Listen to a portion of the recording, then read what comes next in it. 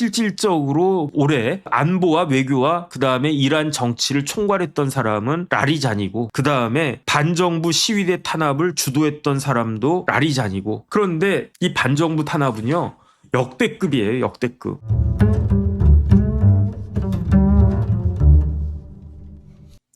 그 2026년 2월 28일 2월의 마지막 날에 미국하고 이스라엘의 연합 공군이 그 테헤란을 폭격을 했어요. 아침 9시 45분이었습니다. 아침 9시 45분이면 뭐 이란은 잘 모르겠지만 어쨌든 아침 9시 45분이면은 뭐 다 해가 중천에 떠 있을 때 아니겠습니까? 원래 이렇게 폭격은요 은밀하게 새벽에 하는 게 원칙이거든요. 그래서 작년 6월에 미국의 그 B2 폭격기가 그 폭격을 했을 때에도 새벽 2시 10분부터 2시 35분까지 25분 동안 꽝꽝꽝꽝 그 폭격하고 그리고 떠났거든요. 새벽에. 그 다음에 마두로 잡아갈 때도 다들 잠들고 있을 때 새벽에 그러지 않았습니까? 그런데 이번에는 9시 45분, 밤 9시 45분이 아니라 아침 9시 45분에 이렇게 폭격을 했는데 그 이유는 무엇이냐 두 가지라고 저는 생각을 하는데 첫 번째는 정보가 정확했어요. 그 CIA하고 그다음에 모사드도 아마 그 거들었을 거라고 생각하는데 이날 회의가 있을 것이다. 왜냐하면 이슬람 국가들은 토요일부터 한 주가 시작이 된대요. 그래서 토, 일, 월, 화, 수, 목, 금 이렇게 한 다음에 다시 토요일. 그러니까 우리로 치면 월요일이 그 이란 같은 나라에 있어서는 토요일이라는 거죠. 그러니까 이란의 토요일은 우리의 월요일. 월요일마다 아침에 사람들 모여가지고 이번 주는 어떻게 할 건가 회의하지 않습니까? 그런 회의가 2월 28일 토요일 아침에 있었다는 거예요. 그 회의가 있다라고 하는 걸 알고 있었고 어디서? 미국에서. 그다음에 그 회의에 누구가 참석을 하느냐. 알리 하메네이가 참석하고 그다음 국방부 장관, 그다음에 군 총참모장 넘버 원이라고 그랬습니다. 그다음에 이란은요 헌법 150조에 따라 가지고 혁명 수비대라고 하는 게 또 따로 있거든요. 그 혁명 수비대가 라흐바르의 친위대 같은 그런 역할을 하는데 그 혁명 그 수비대 넘버 원, 투 총사령관, 부사령관 다 참석했었고 그 다음에 이제 무슨 그렇게 정보국장 이런 사람들 참석했었고 싸그리 죽은 거예요. 그러니까 미국 입장에서는 아침이긴 한데 조금 그 해가 중천에 떠 있는 아침도 아니죠. 9시 45분이면 오전이라고 할 수 있겠죠. 그런데 그때 비행기가 이렇게 쭉 날아가고 있으면은 사람들이 다 보지 않겠습니까? 그러면은 요격당할 위험도 커지고 그런데 트럼프 대통령이 아마 결단을 내린 것 같아요. 그냥 하자. 왜 그러는가? 저렇게 중요한 사람들이 한꺼번에 모이는 거 쉽지 않다. 그다음 두 번째는요. 자신감이 있었던 거예요. 어떤 자신감이 있었냐면 쟤네가 우리를 막지 못할 것이다. 왜 막지 못합니까? 방공망이라고 하는 게 있잖아요. 그 비행기가 오는 걸 막는 그 방공 시스템이 있는데 이란이 그 시스템을 돈 많이 주고 어느 나라 걸 사왔냐면 중국 거를 사왔대요. 그런데 베네수엘라도 마찬가지였어요. 그런데 그게 미국의 전투기에 의해 가지고 뻥뻥 뚫렸다는 이야기죠. 이거 전투기도 아니에요. 왜냐하면 이거는 폭격기니까. 전투기는 그냥 쌩쌩 하면서 마하 몇 이렇게 나가는 게 그게 전투기 아니겠습니까? 이거는 B2가 날아갔다고 그러더라고요. B2가 그 전폭기거든요. B2가 그 일반 전투기보다 속력이 느리거든요. 마하 1이 안 돼요. 마하 1이면 그 어마어마한 그 B2가 마하 1이 된다라고 하는 거는 어마어마한 일이긴 하지만은 전투기 F-16 같은 랩터 같은 그런 거에 비하면 속도가 느리다고 할 수 있겠죠.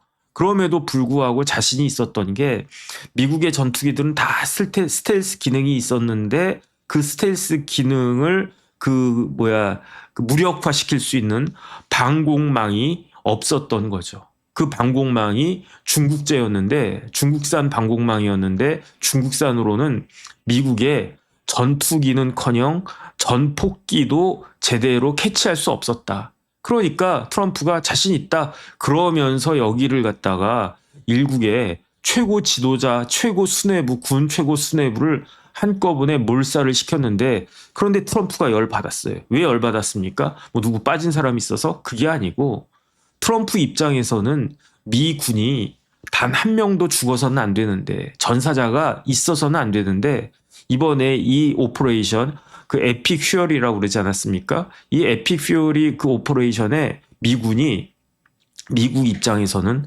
무려 3명이나 전사했다는 거예요. 그러니까 이제 트럼프는 화가 난다 막 이러고 있는데 저희 같은 사람들 보기에는 야 장난하냐?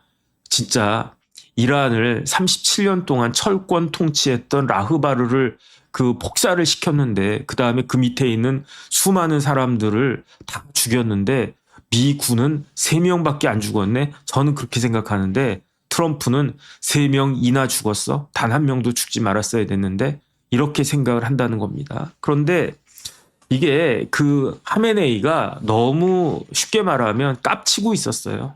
왜 그러는가? 제가 다시 한번 찾아봤더니 그 트럼프가 작년 6월에 뭐라고 이야기했느냐? 우리는 이른바 최고 지도자가 어디에 숨어 있는지 정확히 알고 있다. 그 사람은 라흐바르는 하메네이는 매우 쉬운 표적이다. 하지만 적어도 지금은 제거할 생각이 없다. 그러니까 알아서 잘 처신하라. 이렇게 그 메시지를 2025년 6월에 작년에 이제 폭격할 때 그 전에 이렇게 메시지를 딱 보냈었는데 하메네이가 귓등으로 들었던 거예요. 정확히 영문으로 제가 찾아보니까 We know, 우리는 알고 있다. Exactly, 정확하게 알고 있다. Where the so-called supreme leader is hiding. 이른바 so-called 수프림 리더가 라흐바르를 수프림 리더라고 번역하는데 이 하이딩 어디에 그냥 쥐새끼처럼 숨어 있는지 그러니까 라흐바르가 어디에 그 쥐새끼처럼 숨어 있는지 exactly 정확하게 알고 있어. 그런데 he is an easy target. 그런데 그 이른바 라흐바르라고 하는 그 쥐새끼는 쉬운 그 타겟이야. 목적물이 되게 쉬워. 어딘지 정확히 알아. 쉬워. 뭐 그렇다는 이야기입니다. 하지만 we are not going to take him out. 그 사람을 그냥 저기로 지구를 떠나보내게 하진 않겠어. 가로치고 킬 이렇게 써놨더라고요. 그러니까 죽이진 않겠어. 그러니까 알고나 있으셔. 그러니까 처신 잘 하라. 이러고 있었는데 하메네이는 무슨 깡이 있었는지 중국산 방공망을 믿었다는 이야기입니까? 말이 안 되는 거잖아요. 그래가지고 하메네이가 폭사를 했어요. 폭사를 했는데 제가 이번에 깜짝 놀랐어요. 왜 깜짝 놀랐냐면 그 이란 헌법 혹시 찾을 수 있나 해가지고 제가 이란 헌법을 찾아봤거든요. 진짜 있더라고요. 야, 우리나라 법제청가 어딘가 사이트에 이란 헌법이 나와 있더라고요. 그래가지고 제가 이란 헌법을 보지 않았습니까? 야, 참 제가 오래 살았다는 생각이 드는 게 이제 나이 60 다 돼가지고 찾아보니까 이제는 이란 헌법이 우리나라에서도 검색이 되더라고요. 그래서 제가 이란 헌법 다 보진 않고 이란 헌법이 한 80페이지 정도 돼요. 83페이지인가 이렇게 되더라고요. 다 출력해서 뭐 볼 그 시간도 없었고 그런데 앞에 전문을 막 읽어봤는데 우리나라랑 좀 달라요. 이란 헌법은 전문이 거의 뭐 역사책 같이 뭐 상단 몇 페이지를 갖다가 뭐 우리 이란은 1900 몇 년도에 뭐 팔레비 쫓아내고 어쩌고 저쩌고 그런 내용들이 쫙 있더라고요. 그래서 야, 재밌다 그 생각을 했었는데 물론 보니까 그 이란 헌법이 한쪽은 영어, 한쪽은 우리말 이렇게 두 개를 영문을 번역한 것 같아요. 뭐 우리나라에도 전문가들 많아졌으니까 페르시아어로 그 이란 말이 페르시아어겠죠. 그냥 페르시아어를 다이렉트로 번역한 건지 아니면 영문을 그냥 또 번역한 건지 그건 모르겠는데 어쨌든 요번에 제가 이란 헌법을 쭉 찾아봤는데 111조에 최고 지도자가 그 디스미시얼 해가지고 뭐 해임된다라고 번역은 했던데 어쨌든 그런 규정이 이란 헌법 111조에 나와 있어요. 그러니까 최고 지도자가 그 자리를 유지하지 못하는 경우가 뭐 몇 가지가 있는데 그 중에 대표적인 게 사망하는 경우 아니겠습니까? 제가 111조 찾아봤더니 최고 지도자가 죽으면 사망할 경우에는 전문위원들은 엑스퍼트라고 되어 있던데 신속히 새로운 지도자를 지명하고 임명할 책임이 있다. 그런데 새로운 지도자가 어떤 그렇게 전문가 그룹에서 이게 최고 지도자라고 하면 좀 잘 그 어감이 그럴 수 있는데 라흐바르라고 생각하면 됩니다. 어쨌든 그 종교 전문가들 뭐 그런 사람들이겠죠. 그런 엑스퍼트들이 라흐바르를 신속히 새로운 라흐바르를 지명하고 임명할 책임이 있는데 그래도 시간이 걸리잖아요. 그렇기 때문에 새로운 라흐바르가 임명되기 전까지는 세 명이 슈라를 구성해가지고 이 슈라를 평의회라고 번역을 했던데 어쨌든 슈라를 구성해서 이 슈라가 임시로 라흐바르의 모든 직무를 수행한다. 근데 이 슈라를 누가 슈라가 되느냐? 첫 번째는 대통령, 두 번째는 대법원장, 세 번째는 아주 고명한 이슬람 학자. 이렇게 세 명이 평의회를 만드는 거예요. 슈라를. 그래서 라흐바르가 하는 모든 일들을 이 평의회에서 다 하는데 그런데 지금 그래서 지금 뭐 어떤 뭐 언론사나 이런 데는 지금 이란의 대통령 뭐 대법원장 그다음에 뭐 어떤 그 법학자 그 이슬람 법학자 이러한 그 법학자들이 그러니까 쉽게 말하면 종교 지도자란 이야기인 거죠. 이러한 사람들이 평의회로 이거를 이란을 이끌어가고 있겠구나라고 생각을 하는 것 같고 저도 그렇게 생각을 했는데 그게 아니라는 거죠. 왜냐하면은 지금 실질적으로 이란을 막 다스리는 사람은 최고 의사결정을 하는 사람은 누구냐? 새롭게 빨리 라흐바르가 지명되지도 않았고 슈라가 구성은 되어 있겠죠. 하지만 슈라도 아니고 누구냐? 라리잔이라고 하는 사람이 실질적으로 그 이란을 좌지우지하고 있다. 이렇게 봐야 될 것 같은데 라리자니가 공식적인 그 타이틀은 뭐였냐면 2025년 작년 8월이면 언제입니까? 작년 6월에 훔씬 두들겨 맞고 6월 달에 미국하고 이스라엘로부터 훔씬 두들겨 맞고 하메네이가 2025년 8월에 라리자니를 최고 국가안보회의, 우리로 치면 NSC입니다. NSC의 사무총장으로 임명을 한 거예요. 그러니까 우리로 치면 뭐 국가안보실장 정도 되겠죠. NSC의 사무총장. 쉽게 말하면 우리로 치면 지금 뭐 NSC 우리나라 실장이 누군가. 뭐 지난 정권에서는 신원식 장관이 NSC 실장 아니었나? 어쨌든 그 NSC 사무총장 역을 맡고 있었는데 8월 5일부터 작년. 그 다음에 어떤 일이 있었습니까? 8월 5일에 맡아가지고 뭐 이런저런 패전한 이후에 이란은 곧 죽어도 2025년 6월에 그렇게 두들겨 맞고도 자기네가 이겼다고 승전했다고 곧 죽어도 그러고 있었어요. 하지만 실질적으로 그냥 정신이 반쯤 나가 있었겠죠. 그랬었는데 작년 말에 어떤 일이 있었다고 그랬습니까? 작년 말에 바자르 상인들이 시위를 일으켜서 어마어마하게 그 시위가 막 번져 나갔었잖아요. 그런데 이때 나이 많은 87세 하메네이는 더 이상 이게 컨트롤이 안 됐나 봐요. 그래가지고 2026년 올 1월 달에 어떻게 됐느냐. 거의 모든 실권을 NSC 사무총장이었던 라리자니한테 그냥 다 물려준 것 같아요. 다 물려줬고 그 다음에 하메네이로부터 실질적인 실권을 딱 가지고 있었던 라리자니가 어떤 일을 하느냐. 시위를 강력하게 억제하기 시작한 거죠. 그래가지고 실질적으로 그거를 반정부 시위를 학살하는 데 있어서 그 결정을 한 사람이 그 사람이 누구냐. 라리잔이었던 것 같아요. 제가 봤을 때는. 그리고 난 다음에 그런데 어떻게 되겠습니까? 그 라리자니가 어쨌든 주로 혁명 수비대가 반정부 시위대를 무자비하게 학살하고 뭐 기관총도 쏘고 해가지고 사람이 3만 명도 넘게 죽었다고 막 그랬으니까 그러니까 어떤 일이 있었냐면요. 1월 26일에 도저히 안 되겠다 해가지고 개혁전선이라고 하는 정당의 대표가 아자르 만수리라고 하는 사람인데 이 아자르 만수리가 1월 26일에 성명을 발표합니다. 어떻게 성명을 발표하느냐? 어떻게 사람을 이렇게 죽일 수가 있느냐? 어떻게 혁명 수비대가 주로 혁명 수비대겠죠. 군도 있고 경찰도 있지만 아마 이 시위를 진압한 사람들은 혁명 수비대였을 것 같은데 어떻게 이럴 수가 있느냐? 이게 말이 되느냐? 어떻게 우리나라 국민들을, 자국민들을 이렇게 학살할 수가 있느냐. 그러면서 아자르 만수리가 1월 26일에 성명을 발표하는데 우리는 사랑하는 이들의 피가 잊히거나 진실이 어둠에 묻히는 것을 용납할 수 없다. 어떤 권력도 어떤 정당화도 어떠한 시간의 흐름도 이 거대한 비극을 씻어버릴 수 없다. 이렇게까지 이야기를 했는데 그러니까 1월 26일 이때만 해도요. 그 1월 초부터 막 그 시위가 격화되기 시작해가지고 사람들이 몇천 명, 만 명 이상 죽어나가기 시작했을 때였을 거예요. 이러한 전역으로 반정부 시위가 그러고 있었는데 그러니까 사람들이 많이 죽으니까 개혁전선 대표가 이런 성명을 딱 발표를 했는데 이 성명 발표하니까 어떻게 됐습니까?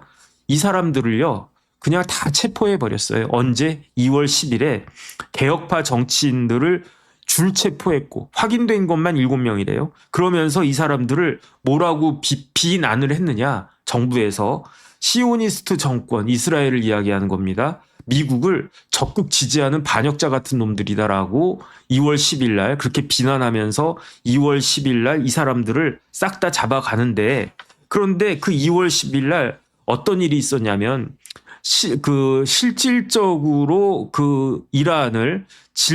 이란에 있어서 실질적인 실권자라고 할 수 있는 라리자니는 그날 2월 10일 날 어딜 갔냐면 오만을 방문했대요. 오만 가가지고 뭘 했었느냐. 그때 1월 말 2월 초에 트럼프 대통령이 학살하는 거 용납 못한다. 우리가 정의를 갖다 지켜야 되겠다. 이러한 가만히 안 있겠다. 사람들 더 죽이면 가만히 안 있겠다. 그 다음에 더 중요한 거는 핵 포기하라. 이런 이야기를 미국 정부가 계속하지 않았습니까? 그런데 이 미국하고 이란하고 사이에 들어가가지고 이 두 사람의 사이를 조정하려고 했던 데가 어디냐면 오만이었어요. 그런데 그 오만을 2월 10일에 방문했던 사람이 있는데 그 사람이 라리자니거든요. 라리자니가 2월 10일에 오만을 방문해서 오만의 술탄하고 회담을 하고 그리고 2월 26일인가 그때 미국하고 제대로 된 협상을 한다라고 했는데 그 협상이 있었는지 흐지부지 됐는지는 모르겠는데 그리고 나서 2월 28일에 그 폭격이 이루어진 겁니다. 그런데 하메네이는 어떤 그 행동을 했냐면 1월 달에 그 라리자니한테 그 전에도 라리자니를 전적으로 신뢰하면서 그 이야기를 많이 들었대요. 이제 나이도 많고 기력도 빠지고 그러는데 라리자니가 그래도 자기보다 10살 밑에 어리니까 그러니까 이 사람 그 똑똑하다 해가지고 그랬는데 그러다가 지금 중요한 일들은 라리자니 당신이 그 NSC 사무총장 라리자니 당신이 중요한 결정 다 해라. 그러더니 어떤 일이 있었냐면은 2월 22일에 실질적으로 그 자기네들끼리는 라리자니를 최고 지도자 라흐바르가 유고가 생겼을 때 사망하거나 아주 크게 다치거나 아니면은 이것도 가능하겠죠.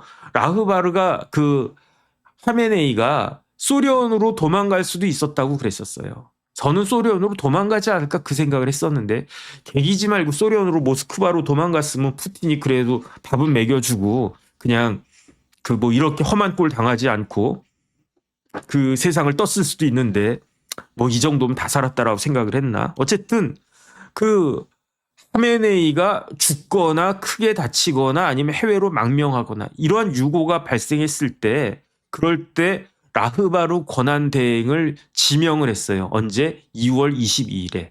그런데 그 사람이 누구였느냐? 그게 바로 라리자니였던 겁니다. 그래서 라리자니가 2월 22일에 실권을 이미 가지고 있었는데 권한대행까지 공식적인 타이틀을 딱 갖게 되면서 그러면서 뭘 하고 있었냐면은 미국의 그 공격에 대비하고 있었는데 전혀 그 공격을 어떻게 할 수가 없었죠. 그래가지고 2월 28일에 다 죽었는데 라리자니만 살아남은 것 같아요. 라리자니만 살아남은 것 같고 그런데 원래는 하메네이는 생각이 달랐던 것 같아요. 어떤 생각이 달랐냐면 하메네이가 마치 김정은이 김주애를 후계자로 지명하는 것처럼 하메네이도 자신의 후계자를 3명 정도를 지명을 했었던 것 같은데 그런데 그 3명 안에 라리자니는 들어가 있지 않았었어요. 라리자니는 들어가 있지 않았는데 그거는 어쩔 수 없었던 것 같아요. 왜냐하면 라흐바르가 저 최고 지도자는 라흐바르인데 라흐바르가 되려면은 무엇이 되어야 하는가? 아야톨라이어야 하는데 물론 그 제한이 헌법에서 없어져 가지고 하메네이가 아야톨라가 아니었음에도 불구하고 라흐바르가 됐죠. 호메이니 뒤를 잇는. 그런데 이후에 그 하메네이는 아야톨라가 됐어요. 1994년에 그랜드 아야톨라가 됐어요. 그다음에 어쨌든 하메네이도 그 신학교 졸업하고 그다음에 이슬람을 갖다가 전공했던 그런 성직자였던 건 사실이니까. 그런데 그 라리자니는 그 신학자가 아니거든요. 그러니까 라흐바르가 사실은 되기가 어려웠던 거죠. 그런데 실질적으로 저 하메네이는 어떤 생각을 하고 있었냐면 하메네이한테 둘째 아들이 있습니다. 그 둘째 아들이 누구냐면은 모즈타파, 뉴스타파 가지고 모즈타파입니다. 모즈타파 하메네이라고 하는 아들이 있는데 큰아들은 좀 변변치 않은 것 같아요. 둘째 아들이 저보다 어립니다. 69년생, 69년 9월 8일, 저보다 2살 동생이네. 아이, 근데 이놈이 아주 그냥 아빠를 잘 만나가지고 아주 출세를 했네. 모즈타파 하메네이가 어떤 사람이냐면은 하메네이의 눈에 쏙 들어가지고 큰애는 조금 내 그 감이 아닌 것 같아. 둘째는 똘똘해.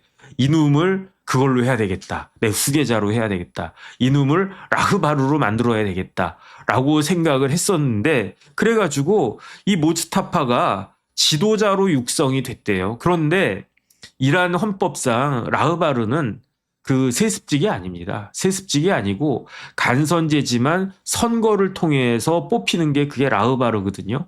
그러니까 그 아무리 그 하메네이의 아들이라고 하더라도 그다음에 똘똘하겠죠. 그러니까 지 아버지가 그랬겠지. 그렇다고 하더라도 자동빵으로 북한같이 3대 세습, 4대 세습 이게 말이 되겠습니까? 이란만 좀 못한 나라가 그게 북한이라는 생각이 들어요. 어쨌든 지도자로 그럼에도 불구하고 뒤로 지도자로 쫙 육성이 되고 있었는데 하지만 모즈타파가 공식적인 지책을 갖고 있지는 않고 그런데 어떤 거를 갖고 있었냐면 최고 지도자 출판 사무국이라고 하는 기구가 있대요. 이란에.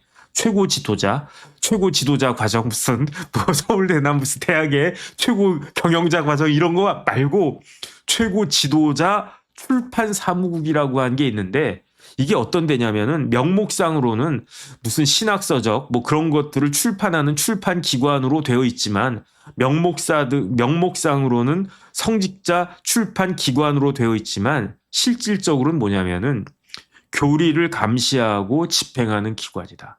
그러니까 성직자들 쫙 있지 않습니까? 일반 국민들 있지 않습니까? 일반 국민들이 그 쿠란을 해석을 잘하나 잘못하나 교리가 있는데 그 교리를 제대로 해석하고 그 교리대로 사느냐 안 사느냐. 그런데 이게요. 일반 법하고 달리 그 종교라고 하는 것은 제 생각에도 귀에 걸면 귀걸이, 코에 걸면 코걸이 아니겠습니까? 예컨대 제가 이게 커피인데 제가 정법전 TV 컵이 있는데 계속 그걸 안 갖고 오는데 예컨대 이 컵에 있는 커피를 마시는 게 하나님의 뜻이다라고 하면 마셔야 되잖아요. 근데 똑같이 이 컵에 커피가 들어있어도 마시지 않는 게 하나님의 뜻이다라고 하면 마시면 안 되는 거 아니겠습니까? 이게 그 신앙인 것 같아요. 그 다음에 제가 나름대로 성경을 읽는다고 읽어왔는데 성경이 앞뒤가 안 맞는 게 굉장히 많아요. 앞뒤가 안 맞는데 맞아.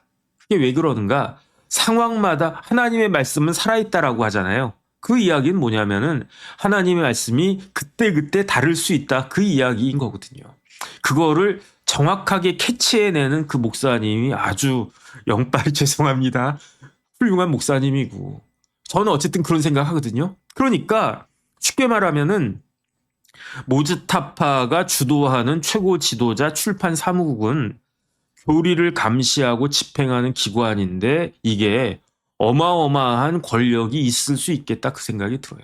그 다음에 그러니까 이 출판 사무국에서 뭘 하냐면요. 너 이단이야. 예컨대 저보고 야 정혁진이 너 이단이야. 누가? 모즈타파가. 뉴스타파 아니라고 그랬습니다. 모즈타파가 저보고 너 이단이야. 그럼 저 이단이 되는 거예요. 그런데 이단이 되는 것처럼 그렇게 무서운 것이 이단으로 그 찍히는 것보다 더 무서운 게 어디 있겠습니까? 이슬람 국가, 이란 같은 신정 국가에서 정교가 일치된 나라가 이란이잖아요. 정교가 있다라고 하면 정치가 셉니까? 종교가 셉니까? 종교가 더 세죠. 그러니까 쉽게 말하면은 이단을 징계할 수 있고 그 다음에 각 신학교에다가 돈 나눠주는 그러한 일을 하는 데가 이 출판 사무국이래요. 그러니까 뭐 이렇게 책 내준다라고 한 명목으로 뭐 몇 억씩 그냥 뭐 이 신학교 마음에 들어 100억 줄게. 그 다음에 이 신학교 마음에 안 드네. 그러면 올해는 내 국물도 없어. 그럼 어떻게 하겠습니까? 절절절 기겠지. 그래가지고 이 모즈타파가 그 하메네이가 아무리 그래도 그렇지 제가 이렇게 쭉 살아보니까요. 확실히 피는 물보다 진해요. 그러면 저 같아도 뭐 이렇게 이 커피가 있으면은 우리 애한테 주고 싶지 뭐 딴 놈한테 주고 싶겠습니까? 하물며 커피 한 잔도 그런데 라흐바르라고 하는 그 어마어마한 직책을 다른 사람한테 주고 싶겠습니까? 이왕이면 내 피 섞인 놈한테 주고 싶지. 오죽하면 김정은이가 아들이 변변치 않나 13살짜리 딸한테 물려주겠다 그러고 있겠냐고요. 이란에 있어서 그 파워를 가진 사람은 자연스럽게 어디로 가느냐? 라리자니한테 가는 건데 그런데 라리자니의 공식적인 타이틀은 NSC 사무총장밖에 안 된단 말이죠. 다시 말씀드리면은 슈라가 있다고 그랬어요. 그 슈라를 실질적으로 이끄는 사람은 3인방인데 첫 번째는 대통령, 두 번째는 대법원장, 세 번째는 이슬람 법학자, 율법학자 이렇게 셋인데 그 율법학자는 종교 지도자라고 하니까 그렇다고 치고 그 다음에 대법원장은 정치하는 사람은 아니니까 그렇다고 치고 그러면은 이런 일이 벌어지면은 라흐바르가 그 세상을 떠나면 프레지던트가 대통령이 이거 해야 되는 거 아니겠습니까? 그런데 대통령은 지금 완전히 라흐바르 하메네이의 눈 밖에 놨던 사람이에요. 그 대통령이 누구냐면은 마수드 페제시키안이라고 하는 사람인데 뭐 이름이 중요한 게 아니라 이 사람의 백그라운드는 뭐냐면 이 사람은 의사예요. 의사. 그러니까 의사니까 어떤 생각하겠습니까? 온건하고 개혁파야.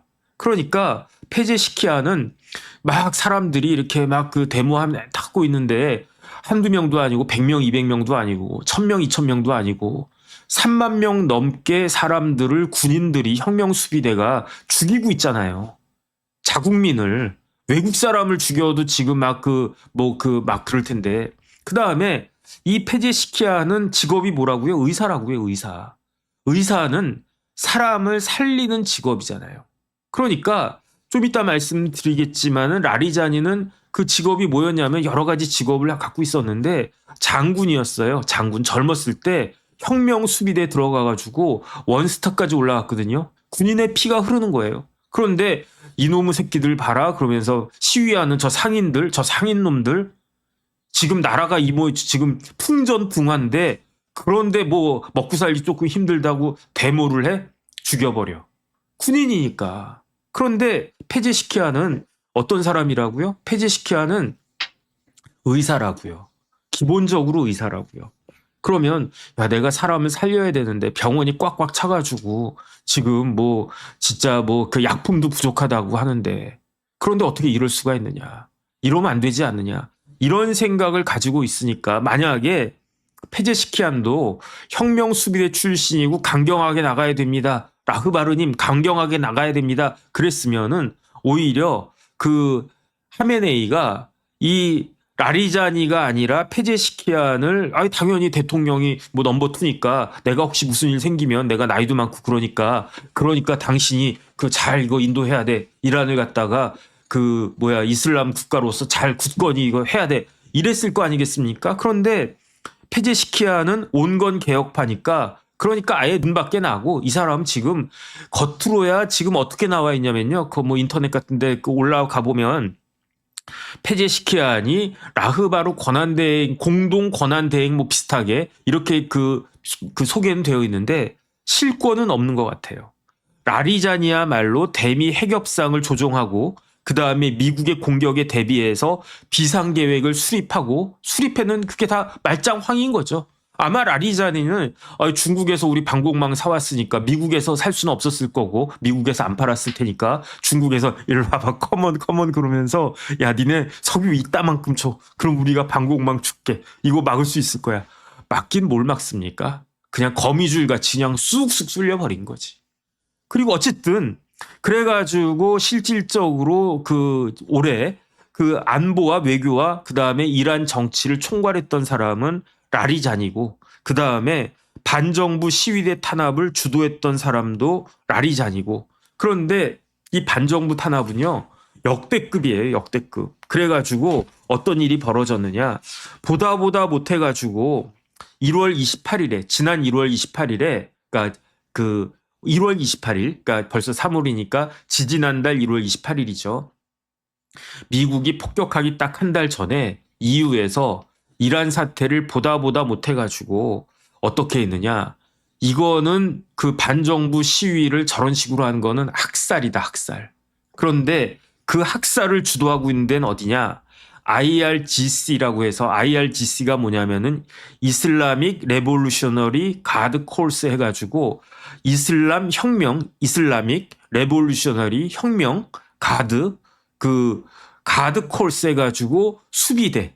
그래서 그 이슬람 혁명 수비대를 IRGC라고 하는데 EU에서 보다 못해가지고 어떻게 사람을 3만 명 넘게 죽이냐.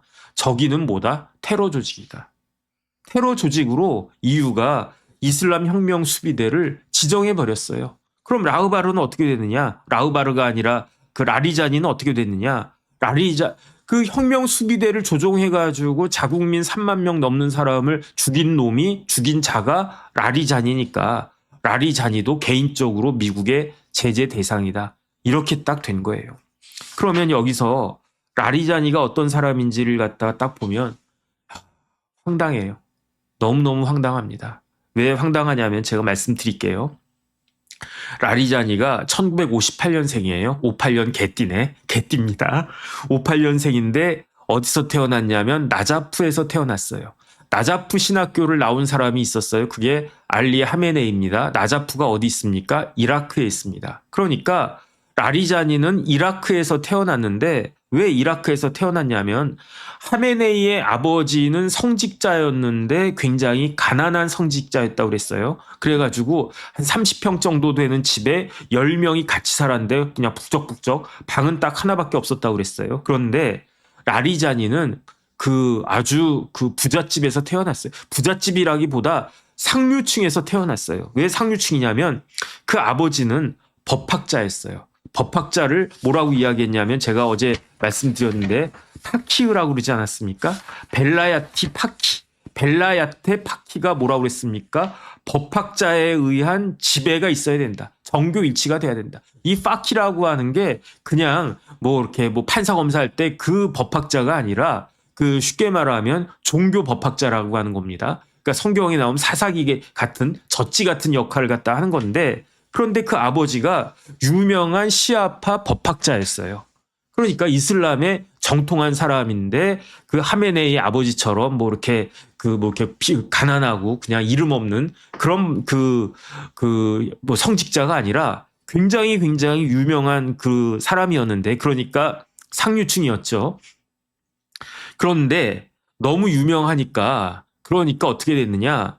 1931년에 라리자니의 아버지가 1899년생이거든요. 그러니까 내 나이 때 났네. 라리자니의 아버지가 1899년생인데 라리자니를 1958년에 낳았어. 그러면 59살 때 난 거 아닌가? 그러면 내 나이에 아들을 낳았다는 이야기네. 우와, 대단하신 것 같습니다. 어쨌든 뛰어난 법학자라고 하니까 존경스럽습니다. 근데 워낙 유명한 사람이니까 1931년에 이란을 다스리고 있었던 사람은 누구였냐면 그 팔레비 왕 아니었습니까? 팔레비 왕의 눈에 가시 같은 사람이야. 그래가지고 이 아버지 라리자니를 그냥 추방시켜버린 거예요. 이란을 떠나거라 해가지고 이란을 딱 떠났는데 그래서 간 게 어디냐면 이라크의 나자프로 갔는데 거기서 젊은 이렇게 라리자니 엄마를 만났을 것 같네. 이복 형 동생이 이복 그 형님 누나가 있었다라고 얼핏 본 것 같아요. 아, 그러면 둘째 엄마 둘째 부인이었나 보다. 어쨌든 뭐 그런 느낌이 듭니다. 그래서 1958년에 라리자니를 그 아버지가 그 나자프에서 낳게 됐는데, 얻었는데, 그리고 난 다음에 1961년에 팔라비의 그 뭐라 그럴까, 그 견제가 조금 덜해졌는지 1961년에 이란으로 귀국을 갖다 하는 거예요. 그래서 이란에서 이제 그 교육받고 라리자니가 쭉 컸는데, 그런데 대학을 들어갔어요. 대학을 언제 들어갔냐면 라리자니가 머리가 좋았나 봐. 1958년생이면 58년 개띠 아니겠습니까? 58년 개띠면은 76학번인가? 76학번인가? 77학번인가? 잘 모르겠습니다. 그쯤 되는데 이 라리자니는 75학번이에요. 75학번. 그러니까 다른 사람들보다 한 1, 2년 정도, 조국인가? 대학을 좀 일찍 들어갔네. 대학을 어딜 갔냐면요. 공대를 갔어요. 공대. 샤리프 공대 가가지고 수학하고 컴퓨터를 전공을 갖다가 합니다. 그런데 아버지가 시아파 법학자라고 그랬잖아요. 그러니까 동시에 샤리프 공대를 다니면서 또 어디를 다니냐면 쿱 신학교를 또 같이 다니고 있었어요. 그래가지고 뭐 머리가 좋은 사람 같아요. 뭐 IQ가 세 자릿수는 되는 것 같아요. 그리고 난 다음에 75년에 대학 들어갔으니까 수학하고 그 컴퓨터 공학 전공해가지고, 그리고 난 다음에 그 대학 졸업하는 건 언제겠습니까? 79년에 그 졸업했을 거 아니에요. 그럼 뭐 엔지니어나 이런 거 해야 되는데 이 라리자니가 어딜 들어가냐면 무슨 뭐 회사 들어가거나 뭐 유학 가거나 그러질 않고 방송국에 들어가요. 방송국 어느 방송국에 들어가냐면 IRIB라고 이란 방송, 우리나라로 치면 KBS 같은 데인 것 같아요. 왜냐하면 IRIB가 무슨 뜻이냐면 이슬라믹 리퍼블릭 오브 이란 브로드캐스팅. 1979년 2월에 뭐가 있었습니까? 2월에 이슬람 혁명이 완성됐다고 그랬잖아요. 그러니까 이슬라믹 리퍼블릭 오브 이란 브로드캐스팅. R이 들어간 거예요. R. 만약에 팔라비가 계속 그 정권을 잡고 있었거나 아니면 라리자니가 나이가 조금 더 많아가지고 대학을 뭐 한 70년에 졸업했는데 나 방송국 들어갈래 그랬으면 이슬라믹 리퍼블릭 오브 이란 브로드캐스팅이라고 하는 방송국은 있지도 않았겠죠. 리퍼블릭이 아니니까. 그런데 막 대학 졸업했을 때 팔라비가 쫓겨나고 그 이란이라고 한 나라가 이슬람 공화국이 된 거예요. 거기에 그 기자로 입사했나? 뭐 기자로 입사한 것 같아요.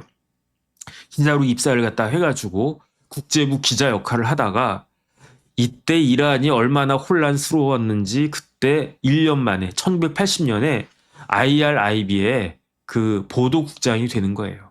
그러니까 막 약관 22살에 KBS의 보도국장이 됐다라고 생각해 보세요.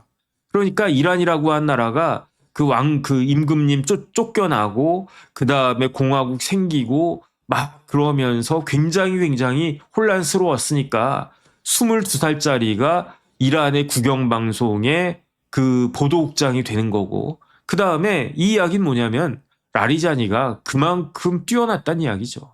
뭐 저 같은 사람이 아무리 뭐 우리나라가 막 뭐 이렇게 했다고 해가지고 저 뭐 한 자리만 시켜주세요 그러면 예컨대 저보고 제가 지금 나라가 혼란스럽습니다 뭐 어쩌고 저쩌고 막 그러면서 뭐 나라가 뭐 탄핵되고 뭐 계엄이고 나라가 어지럽습니다 그러니까 저 서울보증 감사나 시켜주세요 그러면 떼끼 이런 이야기 듣지 않았겠습니까? 그런데 라리자니는 첫 번째 아버지가 굉장히 유명한 사람이었고, 누구 아들이네. 라리자니가 이놈이 라리자니 아들이야? 그렇게 똑똑하다는 그 놈이야? 그 다음에 방송국에서 1년 일을 딱 시켜봤더니 역시 똑똑하구만. 그러면 어떻게 하겠습니까? 야, 얘 젊지만 22살짜리인데 보도국장 시켜. 이렇게 된 거예요.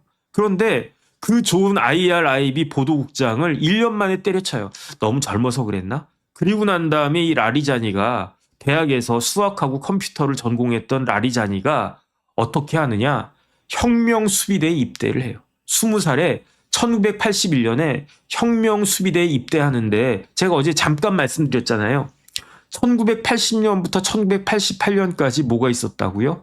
이란하고 이라크하고 어마어마한 전쟁이 있어가지고 50만 100만이 죽어나갔다고 그랬잖아요. 그때 젊은 라리자니가 피가 끓는다 해가지고 내가 보도만 하고 내가 기자 역할하고 있을 때가 아니다. 내가 지금 이걸 갖다가 해야 된다. 나는 직접 나가서 군인 역할을 해야 된다. 나라를 위해서, 혁명을 위해서 내가 싸워야 된다. 1981년에 입대해가지고 그 군복무를 얼마 동안 하냐면 12년 동안 합니다. 1981년부터 1993년까지 계급이 쭉쭉쭉쭉 올라가가지고 계급이 뭐까지 올라갔냐면 원스타까지 올라갔어요. 원스타까지. 그래서 저는 혁명수비대가 뭐 우리나라로 생각해가지고 대장까지 있는 줄 알았어요. 별 4개까지 있는 줄 알았어요. 혁명수비대 이번에 2월 28일에 혁명수비대 총사령관이 죽고 부사령관도 죽었다고 그랬습니다. 총사령관이 죽고 부사령관이 죽었는데 저는 총사령관 별 4개겠지. 부사령관도 별 3개겠지. 이 정도로 생각을 했는데 그게 아니더라고요. 제가 찾아보니까 혁명수비대가 통수권자는 라흐바르예요. 통수권자는 라흐바르고 정규군의 통수권자는 대통령인데 이 혁명수비대의 그 통수권자는 라흐바르예요. IRGC라고 그랬습니다. 이슬라믹 레볼루셔너리 가드 콜스. 그 다음에 통수권자는 라흐바르고 총사령관은 투스타예요. 그 다음에 부사령관은 원스타예요. 원스타인데 해군 준장이 그 부사령관을 맡는데요. 1979년 5월 5일에 이슬람 혁명이 있고 난 다음에 3개월쯤 뒤에 창설됐는데 병력이 25만 명이래요. 육군 15만, 해군 2만, 항공 우주군 15,000, 쿠드스라고 해가지고 뭐 특전사 같은 데인 것 같아요. 이게 17,000에서 21,000, 그 다음에 민병대 약간 예비군적 성격의 4만 해가지고 토탈에서 25만인데 총사령관은 투스타란 이야기예요. 그 다음에 이게 그 제2의 군대라고도 하지만 실질적으로는 친위대다. 누구의 친위대냐? 라흐바르의 친위대다. 그러니까 일반 정규군보다도 훨씬 더 그 힘이 셌었을 것 같아요. 제가 봤을 때는. 왜 그런가? 기존 군은 원래 군 쭉 있지 않았습니까? 팔라비 그 왕조 시대 때도 군이 있었겠죠. 그런데 이슬람 혁명이 딱 일어났어요. 그러면 이슬람 지도자 호메이니 같은 사람 눈에는 이 정규군이 뭘로 보였겠습니까? 저거 그 팔라비 그거 아니야? 팔라비 이렇게 다 지금 뭐 우리나라 생각해 보면 돼요. 저기 뭐 윤석열 그쪽 아니야? 뭐 이런 식으로 생각해가지고 지금 대장 2명이 날라갔어요. 대장 2명이. 해군 참모총장도 날라가고 또 무슨 이작산가 어딘가 거기도 날라가고. 이란이 1979년에 호메이니가 정권을 딱 잡았는데 군인들이 쫘라락 있었겠죠. 별 뭐 3개도 있고 4개도 있었을 것 같습니다. 그런데 딱 그 이상한 거지. 느낌이 이렇게 쫙 이상한 거지. 저놈들은 언제든지 내 뒤통수를 칠 수 있는 놈들 아니야? 그런 생각하고 그래가지고 창설된 게 5월 5일 날 창설된 게 IRGC 이슬람 혁명 수비대인데 그런데 이 IRGC 관련해 가지고는요. 이란 헌법 150조에 정규군 외에 혁명 수비대 관련된 규정이 또 따로 있더라고요. 그런데 그리고 난 다음에 하메네이가 IRGC의 총사령관을 했었어요. 짧게. 언제? 79년 생기자마자 11월 24일부터 80년 2월 24일까지 뭐 12, 1, 2, 석 달 한 100일 정도 이렇게 총사령관을 갖다가 했네. 그러니까 하메네이 입장에서는 어떻겠습니까? 내가 짧게나마 이 생각 들겠죠. 내가 말이야, 응?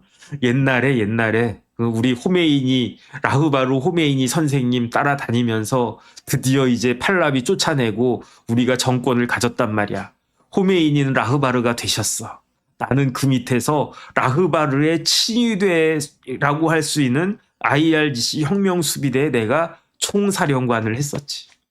그러니까 하메네이도 정규군보다도 IRGC에 훨씬 더 애착이 강하지 않았겠습니까? 그런데 라리자니가 어디 출신이라고요? 이 IRGC 출신이라고요. 저는 처음에 계급이 원스타까지 밖에 못 올라간 줄 알았어요. 왜냐하면 그래도 제가 이래봬도 국방부에서 대장들을 여러 명 봤던 사람 아니겠습니까? 제가 장관님도 여러 번 보고 차관님은 그때 제가 있을 때는 군 출신이 아니었는데 어쨌든 뭐 참모총장님도 보고 뭐 그래가지고 별 한 개 정도는 뭐 제 눈에는 뭐 아이고 별이 한 개밖에 안 되시네 이러지 않았습니까? 근데 라리자니가 준장이래 준장 뭐 별이 하나밖에 안 됐었네. 별이 5개는 없어도 별이 4개는 돼야지. 최소한 3개는 돼야지. 제 눈에는요. 투스타도 똥별들도 있다라고 저는 생각했던 사람이거든요. 죄송합니다. 제가 아는 그 장군님들 중에 훌륭한 분들 많죠. 별 아무나 답니까? 근데 제 눈에는 별 1개, 별 2개 정도는 뭐 그냥 그렇더라 뭐 이런 느낌이 제가 방위 출신인데 어쨌든 국방부에 있다 보면 간이 이렇게 배 밖으로 제가 방위할 때는요. 소령님도 못 봤어요. 우리 중대장님, 대위님이셔가지고 개념이 없었어요. 그래가지고 어떤 장군님이 저를 딱 부르더라고요. 그러면서 야 정 실장 군에서는 대령도 무지하게 높은 자리야 그러더라고요. 그래서 네 그랬어요. 네.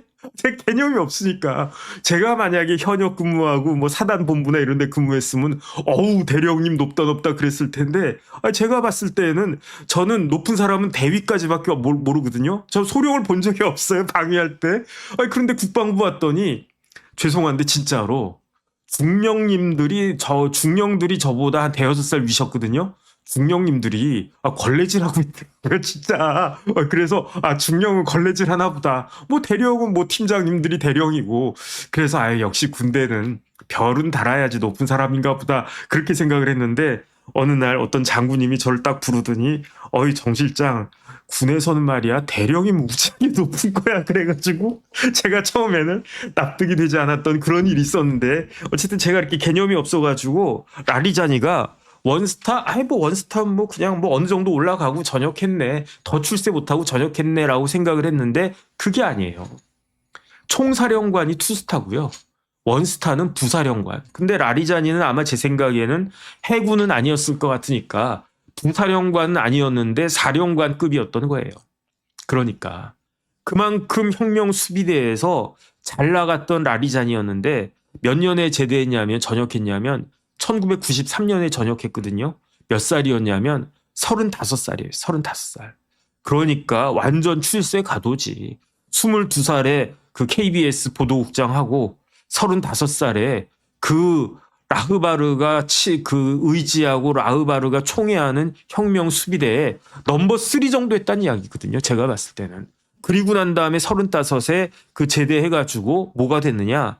IRIB 그 국영방송에 사장을 몇 년 동안 하냐면 10년 하는 거예요. 10년. 35살에 사장 돼가지고 36살에 사장 돼가지고 46살까지 사장을 하는 거예요.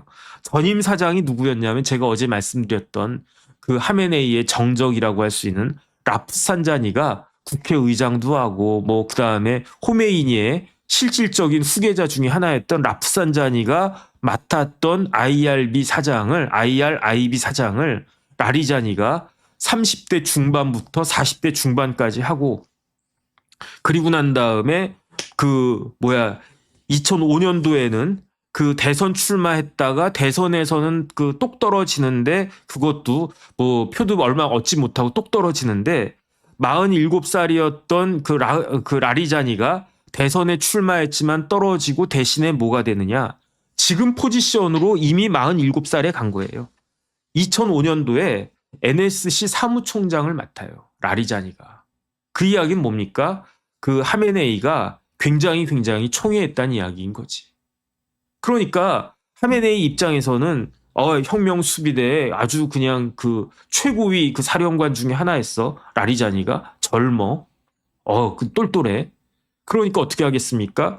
라흐바르가 그 IRIB 사장은요. 누가 임명하느냐? 라흐바르가 임명해요. 라흐바르의 권한 중에 이 공영방송 사장 임명권이 있거든요. 그러니까 뭐 KBS 뭐 이런 지금은 조금 달라졌지만 옛날에 뭐 70년대, 80년대, 90년대 이때까지만 하더라도 공중파, KBS 이런데 KBS 사장은 거의 국무총리급이라고 하지 않았습니까? 그런 자리를 갖다 딱 맡기고 그러고 난 다음에 저기 그 하메네이 선생님 제가 요번에 대선 한번 나가보겠습니다 라고 했는데 떨어지니까 아이 그래? 그럼 너 NSC 와가지고 내 옆에서 일해라. 그렇게 하다가 그리고 난 다음에 2008년도에 국회의원에 당선돼요. 그래서 국회의원에 당선돼가지고 12년 동안 그 국회의원에 당선된 게 아니라 2008년도면은 쉬운 살이거든요. 2008년도에 국회의장에 당선돼요. 국회의장에.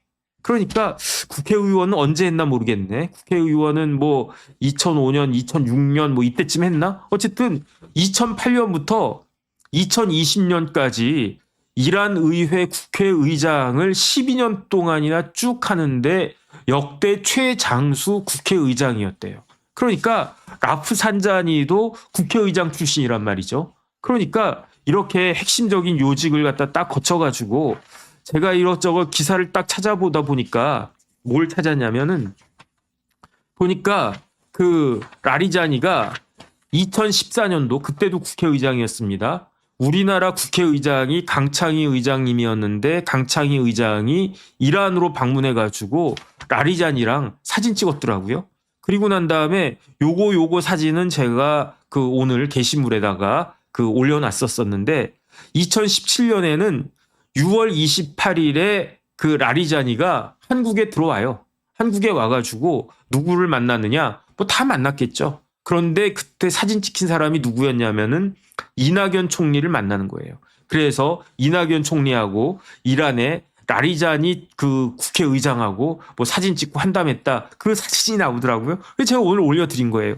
그리고 난 다음에 8월 5일에는 그 우리나라의 국회의장이 그때는 정세균 의장이었는데 총리가 되기 전에 정세균 의장이 이란에 방문해가지고 그 라리자니 그 이란 국회의장을 만나가지고 또 같이 사진을 갖다 찍어요.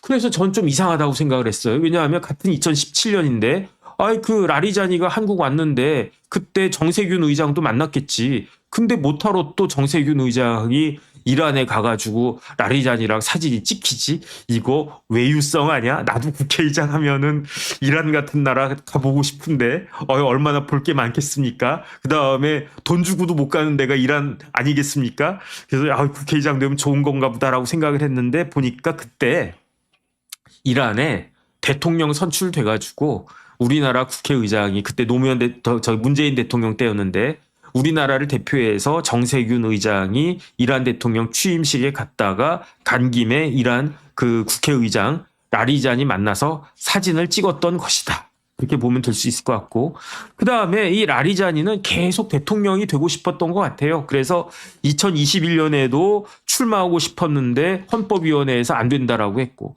2024년에도 대선 출마를 하고 싶었는데 그때도 또 안 됐던 것 같고 그러니까 제가 모두에 말씀드렸던 것처럼 2025년에 작년에 이렇게 저렇게 아주 그냥 이란이 이스라엘과 미국으로부터 망신에다가 아주 그냥 큰 일을 당하고 난 다음에 하메네이가 역시 믿을 거는 라리자니밖에 없다 해가지고 당신 옛날에 20년 전에도 이미 NSC 의장을 했지만 지금 다시 해줘야 되겠어 해가지고 NSC 사무총장으로 라리자니를 다시 불렀는데 그리고 난 다음에 연말에 시위가 생겨가지고 급변하는 그 사태 속에서 그 대통령은 의사 출신의 그 대통령은 이거 이렇게 하면 안 됩니다. 잘 달래야 됩니다. 달래야 됩니다. 그런데 그게 되겠습니까? 사람이 죽었는데 우리 아버지 어머니가 죽고 우리 형이 죽고 내 동생이 죽고 내 친구가 죽고 내 애인이 죽었는데 눈이 돌아가지 않았겠습니까? 그런데 싹 다 밀어버려. 누가? 라리자니가. 그러고 있으니까 결국은 어떻게 되겠습니까? 트럼프 대통령 입장에서는요. 안 되겠다라고 생각을 했었을 거고 객관적으로도 명분이 생긴 거예요. 어떤 명분이 생겼습니까? 아니 이란 사람이건 미국 사람이건 일본 사람이건 중국 사람이건 한국 사람이건 3만 명이 죽는 거를 내버려 둘 수는 없는 거잖아요. 어느 나라든지 간에. 아니 이란에서 자기네 국민을 3만 명을 죽이는데 힘이 있는 나라가 그거를 막아야 되지 않겠느냐. 이 논리가 쓰는 거예요. 그러니까 트럼프 대통령이 계속 워닝을 던졌어요. 야, 하메네이 사람 죽이지 마. 여기서 끝내. 더 죽이면 가만히 안 있을 거야. 가만히 안 있을 거야. 그러고 있었는데 그냥 계속 그런 일이 있었던 거죠. 그러면서 실질적으로 그 트럼프 대통령 입장에서는 그 가장 민감했던 거는 이란의 핵이었을 거예요. 빨리 협상 테이블로 나와. 그래서 더 이상 사람 죽이지 않는다라고 하고 그 다음에 핵 포기한다고 해. 그랬는데 하메네이는 나이도 많고 그러니까 뭐 겁도 많았겠죠. 그러니까 그렇다고 모스타파 보내진 않았고 그러니까 라리자니가 가고 그랬는데 아예 도로묵이다. 그 다음에 그 트럼프 입장에서는 그 미국 대법원에서 뭐 이렇게 저렇게 망신당하고 궁지에 몰려 있고 뭐 이런저런 여러 가지 것들. 그 다음에 어제도 말씀드렸지만 대중 관계에 있어서는 제일 중요한 것 중에 하나가 석유니까. 그러니까 여러 가지 것들을 종합해서 그 이란을 쳐야 되겠다. 그 생각을 했던 거고 그렇게 해가지고 다 폭사를 했는데 살아남은 자의 슬픔? 뭐 슬픈가? 어쨌든 살아남은 자의 뭐랄까 좀 쫄리나? 제가 라리자니라면 쫄릴 것 같은데 라리자니는 살아남았어요. 라리자니는 살아남고 그렇다고 해가지고 페제시키안 같은 온건파를 그 내세울 수는 없는 거고 그러니까 야 이제부터는 내가 저기 정권을 접수한다. 내가 시킨 대로 한다. 지금 이란의 정국이 이렇게 가는 것이 아닌가 저는 그런 생각이 듭니다. 그런데 라리자니는 뭐냐면요.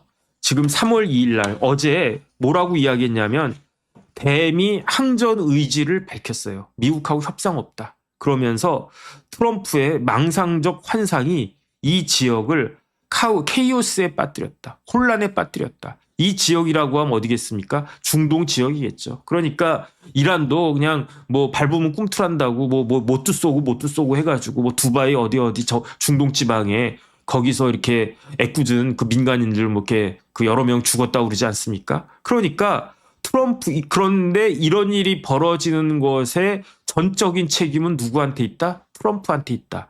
트럼프의 망상적 환상이 이 지역을 케이오스에 빠뜨리고 있다. 그 다음에 시온주의자 범죄자들과 누굴 이야기하는 겁니까? 이게 이스라엘을 이야기하는 거잖아요. 네타냐후 같은 사람을 이야기하는 거잖아요.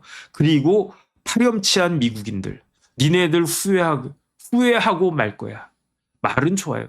이런 말을 누가 했었습니까? 하메네이가 했었어요. 언제? 작년에 뭐 그 이스라엘은 제가 어제 간단히 말씀드렸잖아요. 뭐 거대한 암덩이다 그러면서 25년 내에 이스라엘은 지구를 떠날 거야 라고 이야기했는데 지구를 진짜 떠난 사람은 누구겠습니까? 하메네이가 떠났어요. 라리자니는 어떻게 될 것인가? 아직까지는 빠득빠득 개기고 있어요. 아직까지는 빠득빠득 개기고 있는데 이걸로 인해 가지고 어떻게 되는가? 라리자니나 뭐 누구나 똑같아요. 왜 똑같냐면은 라리자니의 딸이 있어요. 라리자니는 그 하메네이랑 다른 점이 있는 게 어떻게 다르냐면 집안이 무지무지하게 좋아요.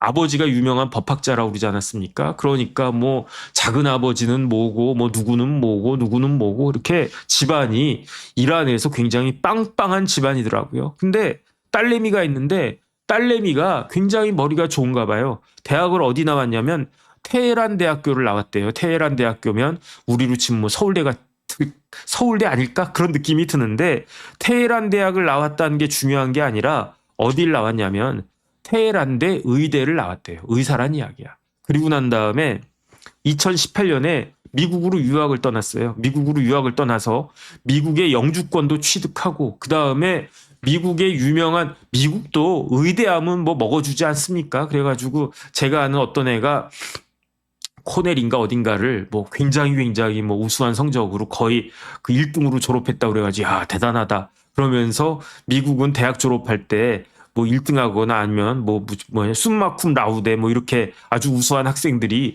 깃발 들고 뭐 이렇게 간대면서요. 그래가지고 그 친구가 그 졸업식 할 때 그 깃발 들고 갔대요. 그래서 야 대단하다. 그래 지금 뭐 하는데 그랬더니 그 지금은 의사가 됐는데 의대에 갔다는 거예요. 그래서 뭐 그 당연히 의대 갔지 그랬는데 저는 그래서 야 뭐 그 정도 뭐 하버드 의대나 코넬 의대나 뭐 이렇게 노스웨스턴도 의대 있는데 뭐 그런 내가 아는 의대 갔나 그랬더니 제가 모르는 들어보지도 못한 대학에 의대를 갔다 그래가지고 에이 뭐 그런 데 갔는데 뭐 대단하다고 그러냐? 근데 미국도 의대가 그렇게 세대면서요. 그러니까 우리나라랑 똑같아진 거지. 옛날에는 저희 때만 해도 의대가 그렇게까지 세지는 않았었던 것 같은데 물론 서울대 의대, 연대 의대 뭐 이런 데는 굉장히 이렇게 그 셌지만 그래도 뭐 그냥 다른데 그 의대는 좀 이렇게 약한 의대도 있었다라고 저는 그 기억하는데, 근데 지금은 뭐 우리나라 다 의대 다 채우고 그다음 어디에 채우고 어디 채우고 뭐 그다음에 서울대 연고대다 뭐 그 이야기를 갖다 하니까, 어쨌든 그 딸이 테헤란대 의대 나와가지고 미국 가가지고 에모리 의대에 부교수까지 하고 있었어요. 영주권도 취득하고, 의사니까, 그 다음에 의대 교수니까, 그러니까 미국에서 영주권 이런 인재는 그 이란 사람이지만 뭐 이란 사람이니까 이지만 이니까 이라도 어쨌든 아니 의사니까 국적을 떠나가지고 피부색을 떠나가지고 메디칼 닥터니까 이런 분은 우리 미국에 있어야 돼. 뭐 우리나라도 마찬가지 아니겠습니까? 그랬는데 2026년 1월에 그 해고가 됐어요. 왜 해고가 됐냐면 시위가 있어서 몇만 명이 죽었는데 그 이란 동포를 학살한 사람이 누구다? 뭐 이름은 뭔지 모르겠는데 성이 뭐 바뀌었겠죠. 뭐 어쨌든 라리잔이라고 치고, 라리자니 교수의 아버지가 그 누구냐면은 알리 아르다시르 라리잔인데, 그 아버지가 이란 국민들을 학살하는 주범이래. 그러니까 다른 사람도 아닌 미국에 있는 재미 이란 사람들이 들고 일어나가지고 저 사람이 그 사람의 딸입니다 해가지고 저 사람 내쫓아야 됩니다. 그래가지고 그 에모리 대학에서 해고가 되고 그 1월 달에 그 이란으로 돌아왔대요. 그 딸이. 어쨌든 중요한 건 뭐냐면은 그래서 더 열받았나? 아니 우리 딸이 에모리 대학의 그 명문 대학의 교수라고 했는데 미국 놈들이 우리 딸을 그 대학에서 쫓아내고 그 다음에 거의 뭐 추방되다시피 해서 이란으로 들어와? 그러니까 그 뭐 미국 놈들은 후회하고 말 거야. 트럼프 망상이 우리 딸까지도 그 케이오스로 만들었네. 그러면서 트럼프 후회하게 만들 거야. 우리 딸을 갖다 그렇게 만들어? 뭐 이런 건가? 어쨌든 근데 제가 깜짝 놀랐던 건 뭐냐면요. 그 라리자니의 경력 중에 제가 말씀 안 드린 게 있어요. 라리자니가 샤리프 공대라고 하는 이란의 거의 뭐 넘버 원 투하는 아주 좋은 공과 대학에서 수학하고 컴퓨터 사이언스를 전공했다고 그랬습니다. 학부에서. 그런데 그리고 난 다음에 대학을 또 다녀가지고 대학을 이번에는 테헤란 대학으로 옮겨서 석사 박사를 해요. 수학으로 합니까? 아니에요. 컴퓨터 사이언스입니까? 아니에요. 그러면 전공을 뭘 하냐면 철학을 한 거예요. 철학. 그래서 철학으로 테헤란 대학교에서 석사학위도 받고 박사학위도 받아요. 그 다음에 테헤란 대학교에서 철학과 교수도 해요. 제가 라리자니의 막 현기증 나. 라리자니가 처음에는 뭐 그 IRIB 그 보도국장도 하다가 혁명수비대에 장군까지 올라갔다가, 그러다가 뭐 말씀 안 드렸지만 무슨 뭐 그 국가안보 고문도 하고 NSC 사무총장도 하고 국회의장도 하고 뭐 막 이런 것들을 많이 했는데, 뭐 중요한 아주 핵심적인 보직을 많이 했는데, 그 중에 하나가 뭐였냐면 그 중에 하나가 그거였습니다. 그게 테헤란 대학교에 철학과 교수도 했었어요. 전공은 무엇이었느냐? 전공은 칸트였어요. 칸트. 그래서 2004년도에 IRIB 사장을 그만두고 그때 잠깐 테헤란 대학교 교수하지 않았나? 그 느낌이 들어요. 정확하진 않습니다. 근데 제가 찾아보니까 이 라리자니가 논문을 막 써요. 이게 논문인가 아니면은 그 논문 같아요. 저서라고 하기에는 2004년에 그 세 개가 나오는데 논문 같아요. 논문 제목만 봤더니 The Mathematical Method in Kant's Philosophy. 그러니까 칸트 철학에 있어서 수학적 방법론, 이런 책을 갖다 썼더라고요. 제가 옛날에 백종현 교수님하고 같이 순수이성 비판 크리티크 데어 라인 앤 페어눈프트라고 그 강독하면서 무슨 말인지 하나도 몰라가지고 죽을 똥을 쌌던 기억이 나는데, 근데 라리자니는 이게 다 칸트의 그러한 뭐 순수이성 비판, 뭐 실천이성 비판, 이런 칸트 책들이 다 이해가 됐나 봐. 그래서 논문을 썼는데 Mathematical Method in Kant's History, 그 필로소피. 그 다음에 2004년도에 논문을 그 3개나 쓰는데, 하나는 지금 Mathematical Method, 두 번째는 메타피직스, 뭡니까? 형이상학. And the exact science in Kant's philosophy.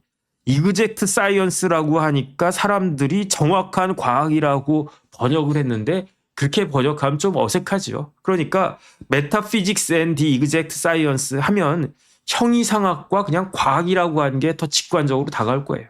형이상학은 뭔가 이렇게 좀 추상적이고 그러지 않습니까? 과학이라고 하는 건 훨씬 더 구체적이고 실제적인 거잖아요. 그러니까 그 과학을 더 강조하기 위해서 exact라고 하는 그러한 그 형용사를 붙인 것 같은데 어쨌든 2004년 한 해에 그 라리자니가 칸트의 수학적 반복론, 칸트의 형이상학과 과학, 그 다음 또 하나는 뭐냐면 Intuition and the Synthetic a priori judgment in Kant's philosophy.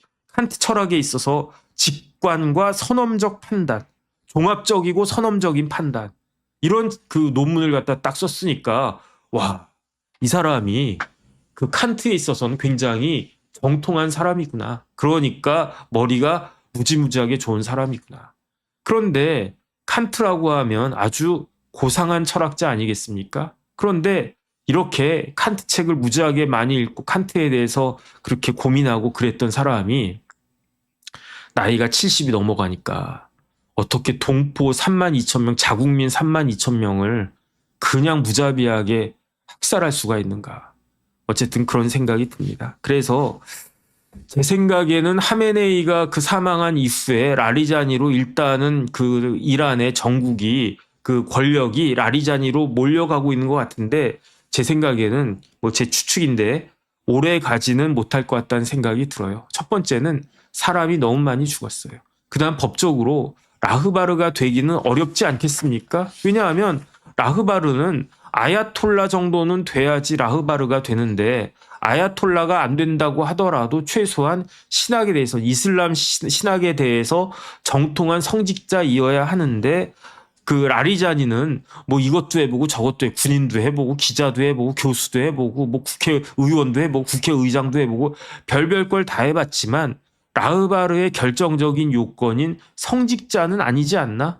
그런 생각이 들어서 법적인 정당성이 없지 않을까? 그 다음에 라리자니가 국민들한테 이렇게 인기가 있을까 하는 생각이 드는 게 2005년도에 대통령 선거에 출마했을 때 득표율이 5.94%였대요.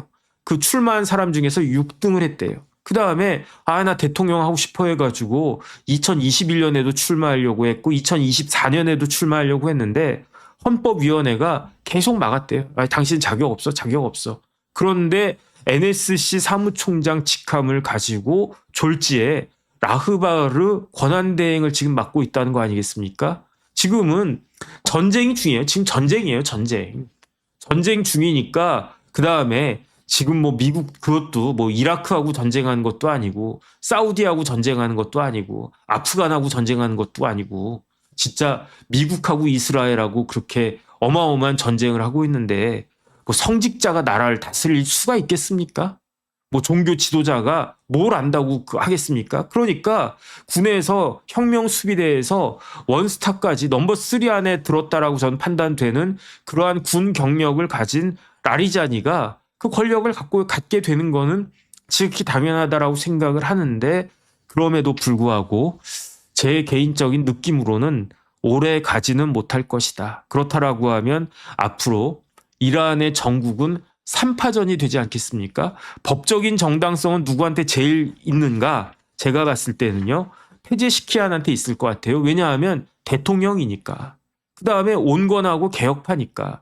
페제시키안이 아마 실질적으로 뭐 주도권을 갖게 되면 미국하고도 잘 협상할 수 있지 않겠습니까? 그러니까 저는 법적인 정당성은 페제시키안한테 있지 않을까 그 생각이 들고요. 그런데